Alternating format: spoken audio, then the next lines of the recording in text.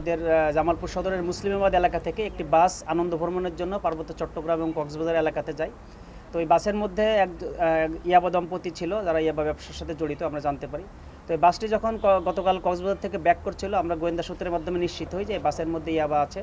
তো আমাদের আজ সকাল 7:30টার দিকে আমাদের সদর থানার অফিসার ইনচার্জ জনাব রাজুল সাকিবের নেতৃত্বে সদর থানার একটি টিম দড়িপাড়া এলাকায় অভিযান পরিচালনা করে এবং এই বাসটি থামিয়ে বাসটি তল্লাশি করে ইয়াবা দম্পতির ব্যাগ থেকে আমরা 22,000 পিস ইয়াবা উদ্ধার করতে সক্ষম হয়, যেটি জামালপুরের কয়েক বছরের ইতিহাসে সবচেয়ে বড় ইয়াবার চালান। এই উদ্ধারকৃত ইয়াবার মূল্য 66 লক্ষ টাকা। এই ইয়াবা চক্রের পিছনে অন্য যারা জড়িত আছে, আমরা প্রাথমিক তদন্তে কয়েকজনের নাম ঠিকানা পেয়েছি।